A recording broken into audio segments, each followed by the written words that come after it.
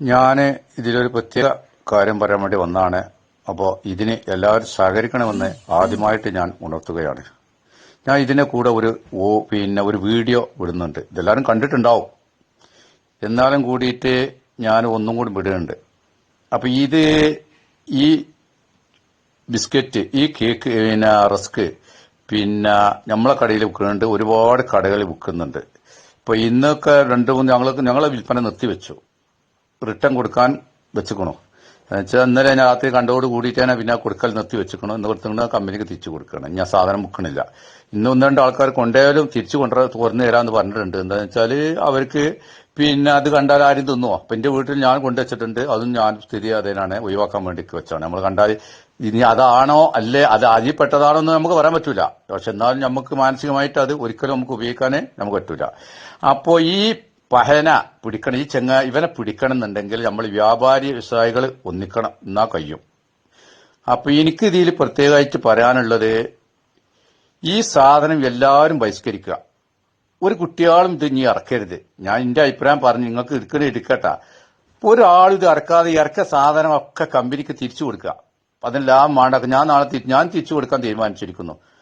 എന്നിട്ട് ഇവനെ പിടിച്ചിട്ട് ഈ സോഷ്യൽ മീഡിയത്തിൽ പിടിച്ച് അതിലെ നടപടി എടുത്തതിന് ശേഷം എല്ലാവർക്കും അറിയിച്ചതിന് ശേഷം മാത്രം ഇനി എല്ലാവരും ഈ സാധനം ഇറക്കുക. ഇത് ഹൈദരാബാദ് നമ്മളിവിടെ നിന്നല്ല ഈ സാധനങ്ങൾ വരുന്നത്, പുറത്തുനിന്നാണ് വരേണ്ടത്. അപ്പൊ നമ്മളെ കേരളക്കാർ ഇവർ എന്ത് ചെയ്താലും തിന്നും എന്നുള്ള ഒരു ധാരണയാണ് ഇപ്പോൾ ഉള്ളത്. എന്ത് ഇത് കൊടുത്താലും. അപ്പൊ അതുകൊണ്ട് അത് തിരുത്താൻ വേണ്ടിയിട്ട് എല്ലാ ഗ്രൂപ്പുകൾക്കും ഇത് ഷെയർ ചെയ്തിട്ട് ഈ സാധനം എല്ലാവരും നിർത്തണമെന്ന് വിനീതമായിട്ട് ഞാൻ പറയണേ.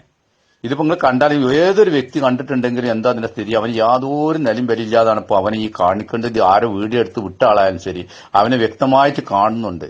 അപ്പൊ ഇതിന്റെ കമ്പനികൾ ഇത് അറിഞ്ഞിട്ട് നമ്മളിപ്പോ ഒന്ന് രണ്ടാൾ പറഞ്ഞുകൊണ്ട് കാര്യമില്ല. ഇത് സാധനം നിർത്തലാക്കുമ്പോൾ ഇതിന്റെ കമ്പനികൾ മൊത്തത്തിൽ ഇതറിയും. അപ്പൊ അവര് ഇത് അന്വേഷണം നടത്തിയിട്ട് അവനെ പിടിക്കും. അല്ലാതെ ഇവനെ ഒരിക്കലും പിടിക്കാൻ കഴിയില്ല. ഇതുമാതിരി എന്തെല്ലാം ചെയ്യുന്നുണ്ടാവും. നമ്മുടെ കേരളത്തിൽ എല്ലാ സാധനം പുറത്തുനിന്ന് വരുന്നുണ്ട്. ഇപ്പൊ ഞാനൊരു കച്ചവടക്കാരനാണ്. അപ്പൊ അതുകൊണ്ട് പ്രത്യേകിച്ച് എല്ലാവരും ഇത് ഒന്ന് ഷെയർ ചെയ്ത് ഇത് അവരുടെ മുന്നിലെത്തിയിട്ട് കമ്പനിക്കാരുടെ മുന്നിൽ എത്തണമെന്നുണ്ടെങ്കിൽ എല്ലാ കമ്പനിക്കാരും റിട്ടേൺ കൊടുക്കണം. അപ്പൊ ഈ വീഡിയോ കാട്ടി കൊടുത്തിട്ടുണ്ട്. ചിലരൊന്നും പറഞ്ഞിട്ടുണ്ടാവില്ല. അപ്പൊ വ്യക്തമായിട്ട് ഇവനെ പിടിക്കാൻ കഴിയും. 100% പിടിക്കാം. അതിന് എന്തെന്ന് വെച്ചാൽ നമ്മൾ വ്യാപാരികൾ ഒന്നിക്കണം. എല്ലാ കാര്യത്തിലും ഒന്നിക്കലുണ്ടല്ലോ. ഇതിനും കൂടെ ഒന്ന് ഒന്നിച്ച് നോക്കണേ.